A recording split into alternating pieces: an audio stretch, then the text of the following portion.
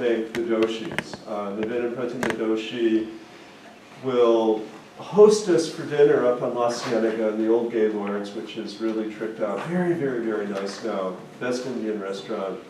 Second only to Mayur, I'm told. But what we're celebrating in a couple of weeks, the four of us plus the dean and her husband, is the culmination of a donation of $500,000 to support an endowment that supports activities such as this. And it is no small task to bring people in from around the world. And we have been just so amply supported by the presence of these scholars, as well as the presence of Karen, who is back there, talking to Sarah, who is our program administrator, and also the graduate assistants, Alejandro and Joe, who have been working the tech, and Jensen, who has also been helping to host our visiting scholars. And this is just such a remarkable gift of the universe that the doshis happened along. And the other piece that I wanted to share was that this is the second major academic conference we've done this month. And without Dr. Shastri, his wife Sunanda, we memorialized. She passed away unexpectedly in October.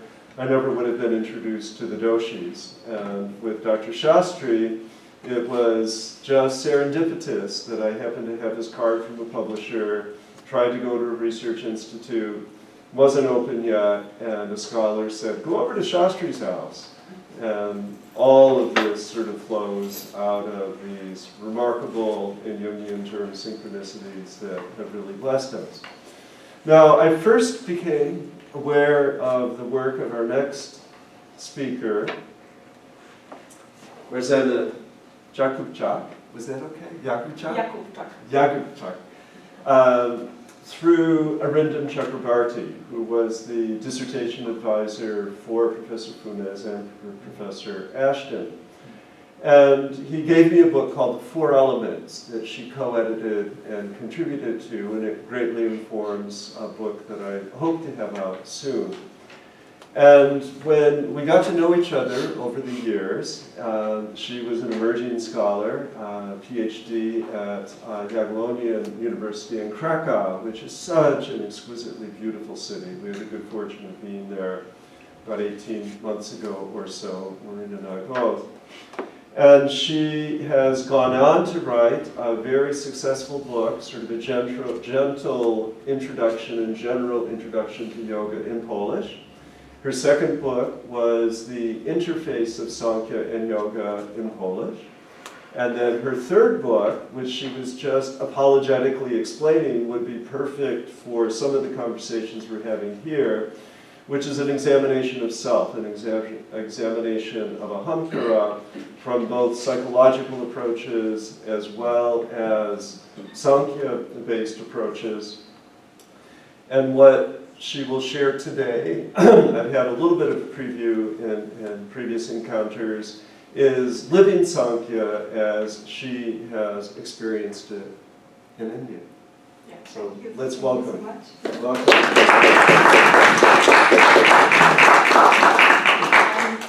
And my task is today to give you some arguments to consider this phenomenon quite seriously while doing your textual analysis, even though some publications of the guru I'm going to talk about are widely known, they are not always associated with this phenomenon. So my task is to present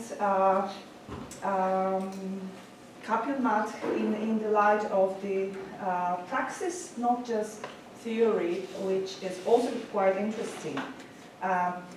So I'm going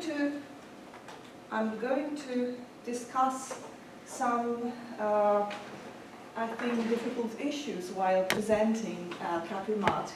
I want to think for a while about what central nature of this ashram, what makes it Samkhya, and in what sense we can label it in that way. And also, my second consideration would be this hybrid kind of theory and practice which is represented by Kāpil Maṭh. So what is unique, what is special for this theory and practice which is realized there? And while discussing the first point, I will try to touch these three issues, which is the very question of the right to consider this phenomenon as the revival of Sāṃkhyayoga tradition. So why should we consider it seriously, the claim that, okay, we establish, I mean, the Guru says, I do establish this, re-establish this lineage, so how can we think about it if we know so well that Sāṃkhyayoga is an extinct tradition for a very long time? And then I will try to present this pan-Indian and pan-Indian universalism represented by Hariharānanda Ārāṇya, and I will also very briefly mention his contribution to comparative studies, which I find interesting, even though a little bit out of date, unfortunately. And then I will refer to so-called Samkhyan spirit, and question if we can find it in Kāpil Maṭh. And while doing the second part, I'm referring to the Buddhist influence, which is very obvious and it is not a secret. They strongly stress this close connection between Sāṃkhyayoga and Buddhist tradition. And also I will try to mention some difficulties which I have myself with dealing with this phenomenon in its theory and practice. Well, let's talk about this re-establishment. What is this? Well, in fact, the problem of re-establishing the lineage is kind of hard issue for the Guru himself. I mean, what he's trying to do in his youth, when he's trying to find his own Guru and find his own way, he's trying different teachers, and he describes this experience in a unique travelogue, a short, very, very minimal life story. And this report he gives is very, I would say, disappointing and sad. So those gurus he could find who were the most popular or most influential, he quite openly admits were either crooks, or they were conceited in a bad way, or they were just not inspiring enough for him. So he kept looking for more and more inspiration, and he could not find one. So after a long time of this search, he finally got this sign, and he was initiated by Muni, who did not communicate with him verbally. And he accepted this kind of initiation by getting a locked wooden box with a key inside. So he somehow responded to the Guru, and it happened. I mean, that they communicated in such a way that the initiation took place according to both.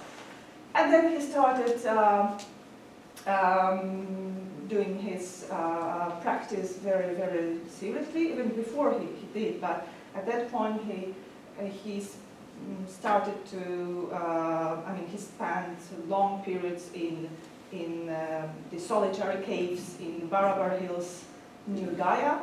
And these long periods were efficient enough so that at some point he decided to establish an ashram and constructed an artificial cave there to protect himself more from the wild animals and to establish a kind of community. So we can say that as the initiation took place in 1890, the establishment of the place was in late 30s, most likely in 1928. So he himself was trying to give us, in his writing, a kind of excuse why he dares to name what he establishes a recreation, revival of the Sāṃkhyayoga tradition. And while doing so,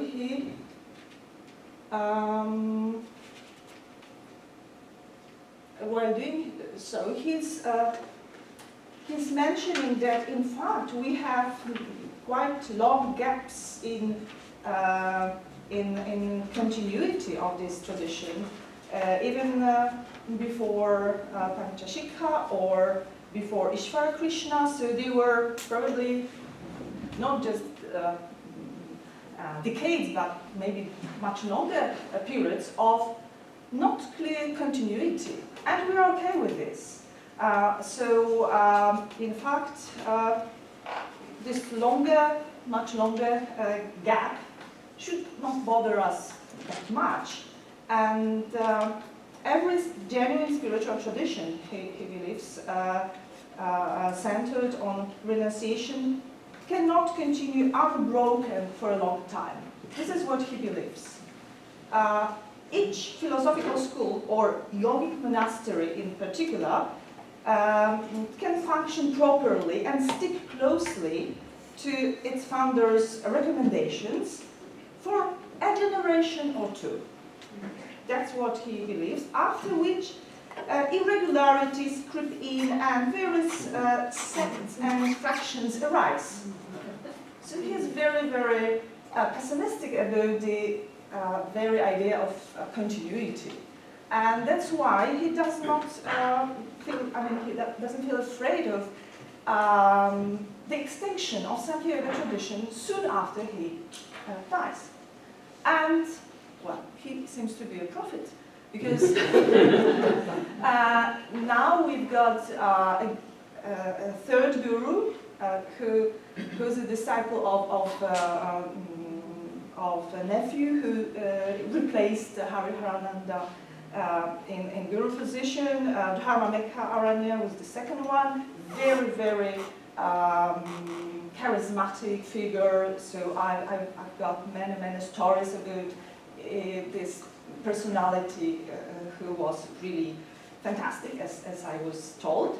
And this third guru, whom I met, is not charismatic at all. And to that extent that when I visited this place first time, I also met a younger monk, and I had very interesting, very, very deep discussions on theory and practice, which were more, I would say, informal than with the guru. And after 2 years, when I came there again, I realized that there was some conflict, and the younger guru gave up. So now we've got the guru and no other monks there. So the lay supporters who are not that, this is not a really huge community. They are supporting, and they are using guru as a consultant, as a kind of spiritual inspiration, but I cannot see any chance for continuity when he's not there. He's in his 70s. That's why I think Hariharānanda had this, kind of expectation, and he would not be disappointed with this process. Who was him in a very brief way, I would say that this was a very, very typical Bengali late 19th century intellectual. I mean, intellectual in the sense that he was not formally graduated. He gave up schooling, but he studied himself a lot. And as I said, and what is the also interpretation of the author of monograph devoted to this, what I'm talking about, Kāpil Maṭh, the monograph by Knut Jacobsen. So the major point he makes in this monograph is that Kāpil Maṭh is a typical manifestation, symptomatic manifestation of Bengali Renaissance. So he sees this phenomenon as a kind of example, typical example of Bengali Renaissance. All this background we remember. And Bengali context, cultural context, is very, very present and important for this phenomenon. So even nowadays, those who support financially this place are also mostly Calcutta-based, even though Kāpil Maṭh is located in Madhupur, which is in Jharkhand. So it's not that close, but it's very, very Bengali place. As I said, for himself, tradition as a lineage of theory and practice should be understood as a kind of a series of reincarnations which can happen, and they should be perceived as related to each other. I mean, this next and subsequent phenomena, they happen thanks to some others which were before, but in fact we don't need to see this non-stop continuity to consider the tradition a lineage. So this is his definition. And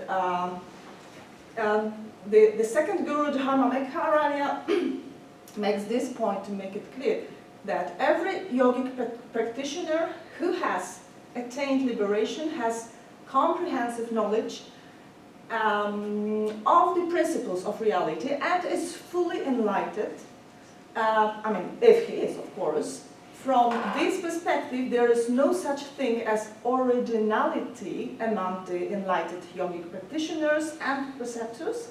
They have only organized yogic principles in a new ways to suit their own times so that their contemporaries may comprehend them properly. So the language is what is different, and we need more and more up-to-date articulations, verbalization of this experience, but well, there's no originality or uniqueness of this experience. This is the originality and uniqueness refers to presentation, the way we discuss. So that's why this monist, dualist frameworks are equally good or equally imperfect. As far as they work, it's okay, but we should not really believe that without a proper framework we cannot achieve the goal of practice. So practical instruction is something which is not totally dependent on the language in which we describe the practice. So this distinction is very, very important. Now a few photos that could help you to enjoy also, I mean, somehow. This is a very nice place, by the way, to visit. And it is located, I mean, the part which is the place of where the cave and the monk is located is in a garden where they have also library. and some artifacts like statues. Statue of Kāpila, first of all, is neighbored by the part which is established by the devotees, and it is a kind of guest house where one can stay if they pay you permission, so it's not that open for everybody.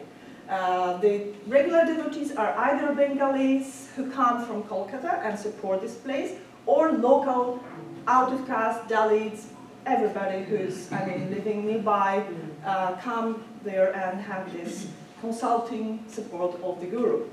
And the mandir, this is the place where the cave is located, is a place of gathering. And what is going on there? There are no rituals, no regular meetings of a ritual kind. Only morning chanting of stotras, which are Sāṃkhyayoga based. So all these kleshas or other categories are chanted by people. And the cave is on the back side of the mandir, and the cave is a place where Guru spends most of the time totally isolated, not seeing anybody. So only for 8 months a year, he has short meetings with people, which the period for meetings is 5 days only during 1 month, and 4 months are totally he's totally inaccessible for anybody. So even people who serve as helpers to prepare food, they do not communicate unless he needs something and then he writes. So this is quite disciplined kind of life that he accepts. And now I think we can say some more words about his idea of universalism, which he's trying to promote. Maybe I will explain that before saying more details about universalism. That there is a story repeated by these supporters that he banned to write any biography of himself. So it is not allowed for them to describe his life in any detailed way. We have very brief sort of basic information about what was his life, and also he was quite I would say he surprised his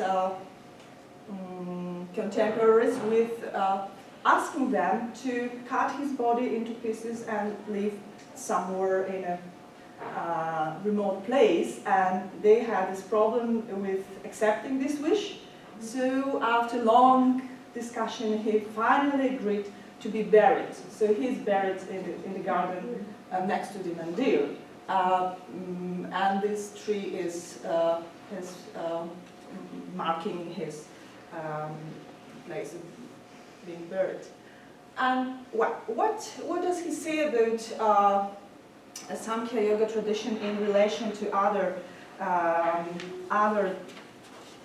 lineages of Indian philosophy? Well, he's pretty much sure that Kāpila is the most important figure for this tradition. And looking back to an ancient period, he thinks that Kāpila was the first known figure who established the path. And all others were sort of followers, and of course starting from his disciple Asuri, but perhaps surprisingly, he believes that Patañjali is simply following Kāpila's path. And even more, perhaps surprisingly, he's sure that Buddha Shakyamuni is the most talented follower of Kāpila.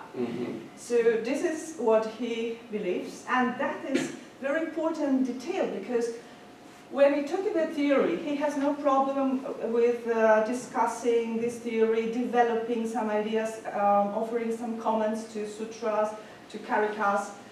He is quite well educated, he knows Pali, Sinhalese, Burmese, Sanskrit, of course. And so he does it with ease. But the practice is something that he cannot adopt from the texts, like that. And what is going on there? The monks, they do openly admit that they use Vipassana practice on their everyday basis. And they are sure there is absolutely nothing wrong or syncretic about this. When I was trying to dig deeper to ask, okay, but what is then the Samkhya element in this practice that you keep? Why don't you rather, recognize yourself as Buddhist practitioners? So they were, especially the young monk, I could discuss more informally and in detail all these practical things. He admitted that the very important difference for them is what we were talking about, viveka, discrimination, and which is not absolutely present in that sense in Vipassana practice, but from the Buddhist perspective. So recognizing all manifestations of or bhavas, recognizing and seeing all these subtle differences. You cannot just accept the view that there is no self. Just like that. It should not be the conclusion you are making while practicing. So this difference means that they do not really expect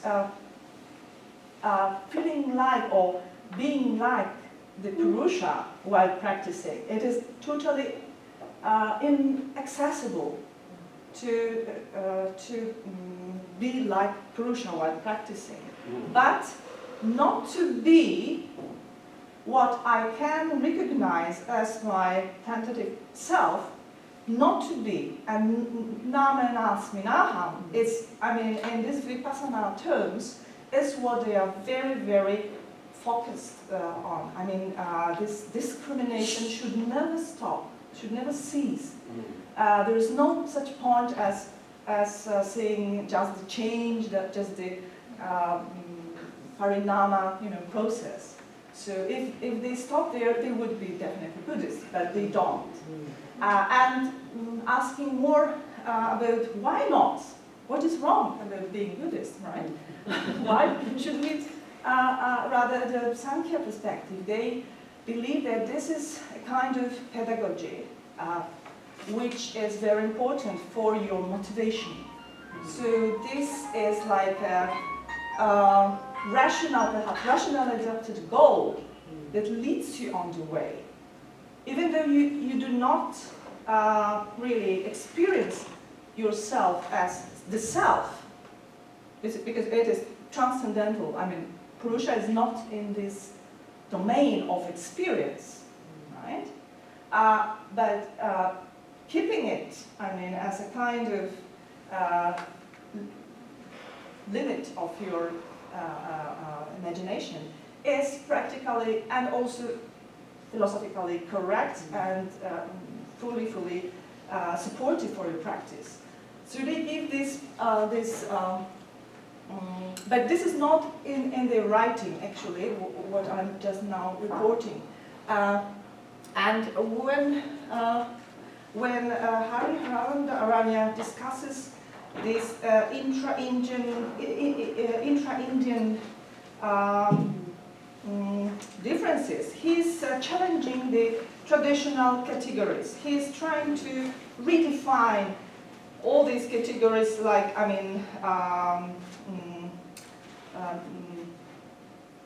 orthodox, heterodox, he believes that the only important distinction that one should keep is between pravritti dharma and nivritti dharma. So this is the only one which counts, really. So that's why Buddhism and Sāṃkhyayoga, they really, match one category, not, they are not opposed in any way.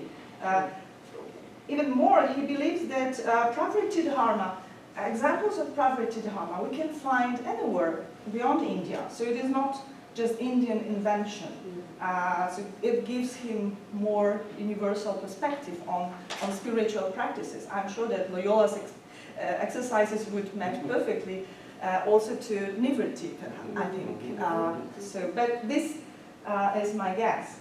And so astika, nastika, atman, anatman, these categories he tries to redefine so that he's not really sticking to this discourse which we know from Radhakrishnan or the other exponents of Indian philosophy. And I also find quite an interesting contribution made by him in the field of comparative studies. So he's really knowledgeable in, he read a lot in what was published up to 30s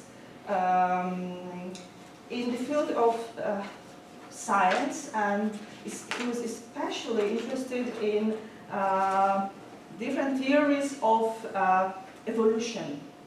And this is the problem, that at that time what was in fashion was a kind of Darwinism, which is not in fact approved or considered to be good theory anymore. Mm-hmm. So we cannot find these comments that he makes really fascinating, because so much changed since that time. But what he did, perfectly well. He was trying to use this language, a language of physical chemistry, biology, and materialist theories, to think in these categories about parinama and prakriti. So he made this step, and I think it is one of the first thinkers who dared to show that we can really, the Indian tradition can really offer something for the Western world, and it is worth considering seriously. Yeah, these are the artifacts that I mentioned. This object, he got a vision in one of his mystical moments of depicting the gunas like that. And there is, of course, Kapilas or meditative figures in the garden. And now it's